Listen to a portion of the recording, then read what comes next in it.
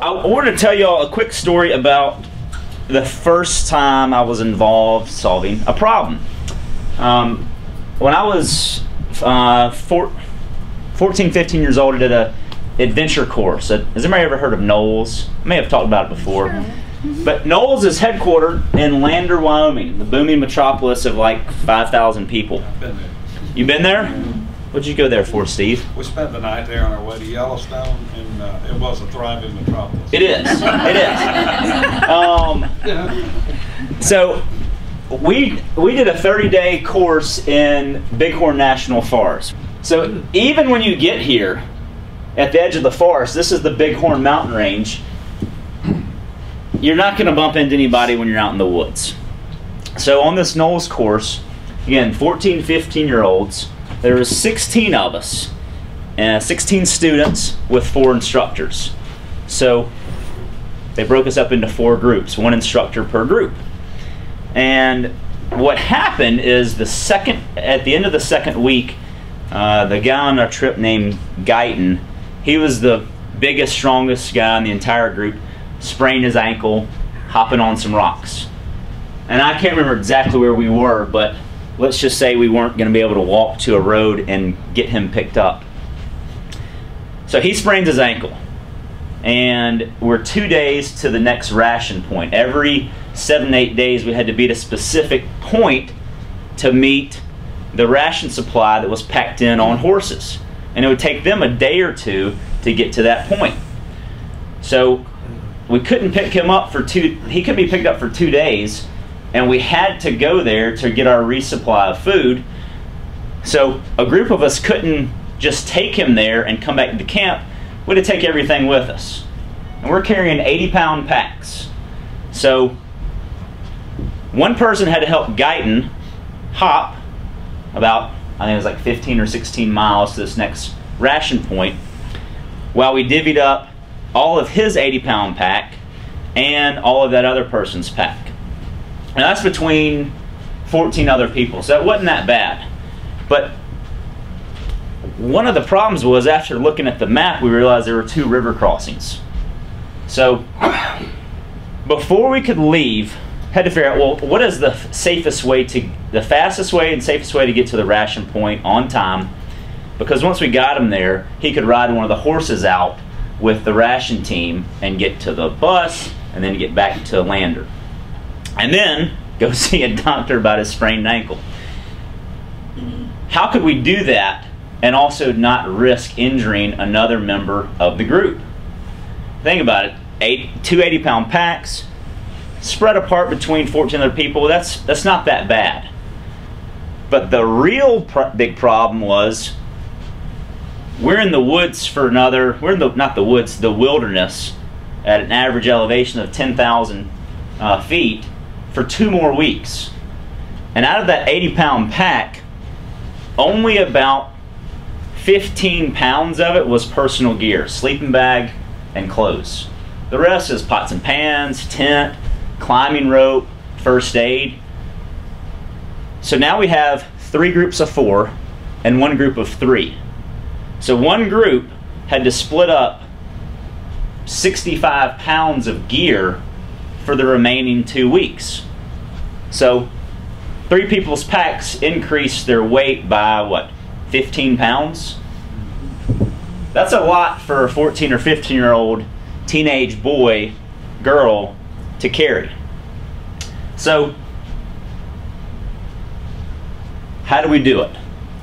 Well, we had some great instructors, but what Knowles teaches you, their mission is, the mission of National Outdoor Leadership School is to be the leading source and teacher of wilderness skills and leadership that serve people and the environment. When you're in the middle of a national forest, you really don't have many options. I mean, someone can seriously get hurt and possibly die. And we had to solve a lot of problems. And so when you realize you have a problem, what are the 3 questions that you should ask yourself? Well, we're going to talk about those. And I'm going to relate this to a real estate example that all of y'all have experienced. The 3 questions are, what could I do? what could I read, and who could I ask? So what could I do? Well, you could write it down, identify what the actual problem is, and also identify several solutions, and then identify the possible outcomes. The easiest and the best place to solve a problem is on paper. It is hard when you're thinking about something very important to solve problems in your head. I write down a lot of things.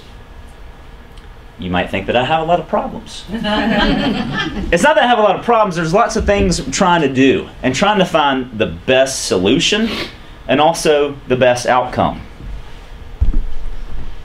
So what could you read? You could read the instructions, the manual, training guide. You could read, maps, the contract. You got a problem with the contract? We could read the contract. You mean looking at me? I'm not. You can read the contract. You won't have a problem. Although you can read the contract. But more importantly, read what you've already written down. If you write something down, you go back and read it again. It might not be that big of a problem. The solution might be right there in front of you. So who could you ask? Well, you can always ask a lot of people depending on your problem. But whoever you ask, if they're wise and knowledgeable, they'll want to know your answers to questions 1 and 2. So let's look at a real estate example and kind of walk through that. Let me set the scene here. You got a great new listing, and it's been on the market for 5 months. Unfortunately, you've had very few showings and no offers. And it expires in 30 days. And you start thinking that, and you don't believe that they're actually going to extend the listing agreement. You've spent money, you've spent time. This is a problem everybody's had, right? Mm-hmm.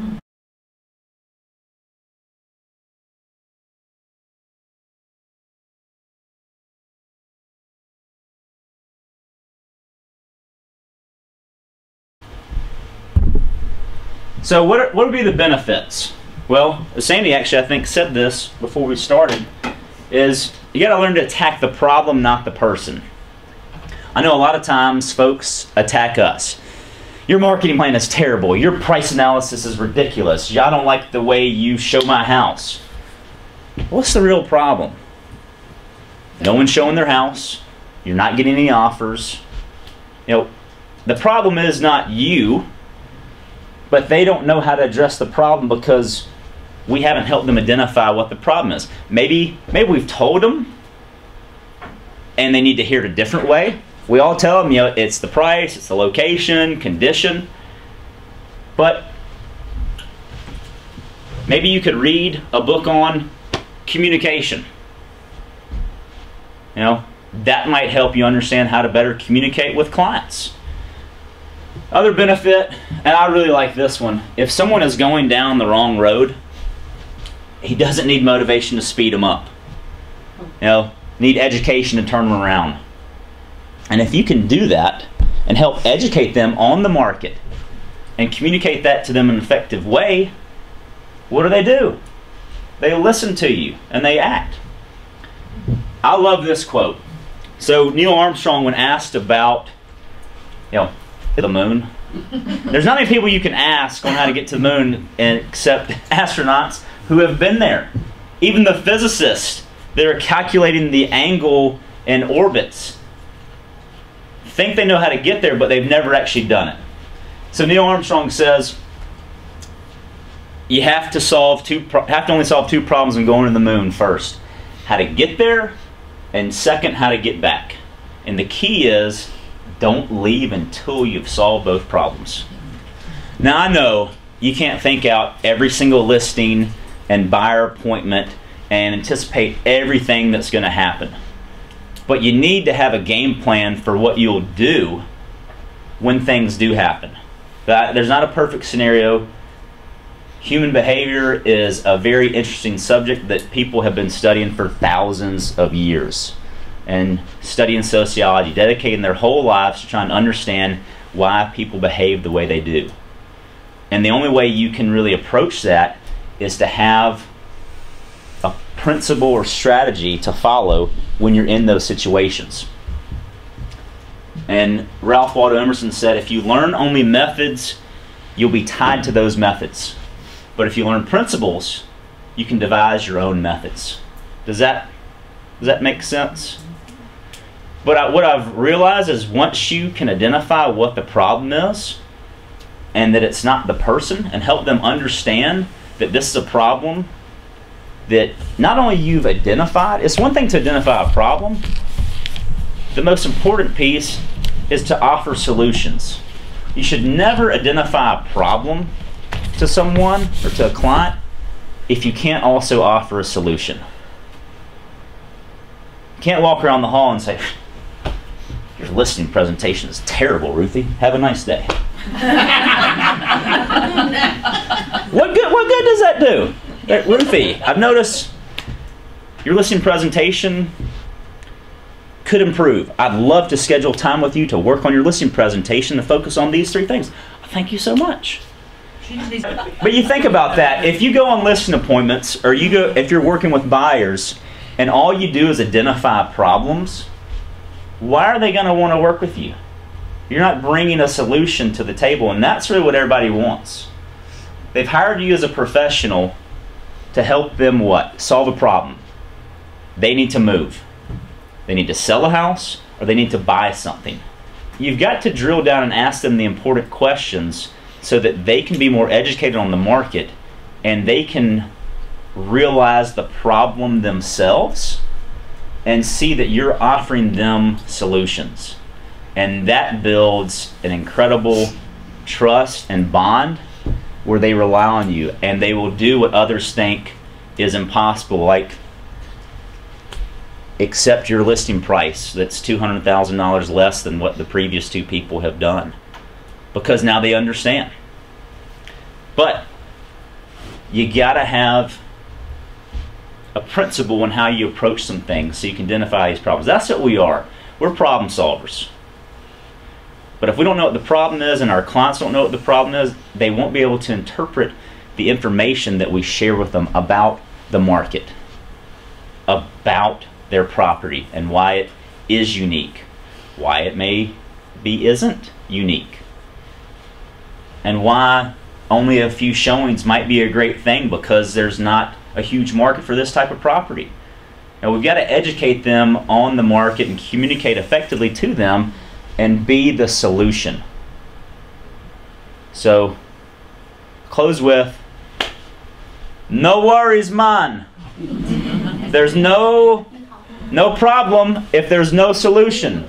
If there's no solution, we've got a problem.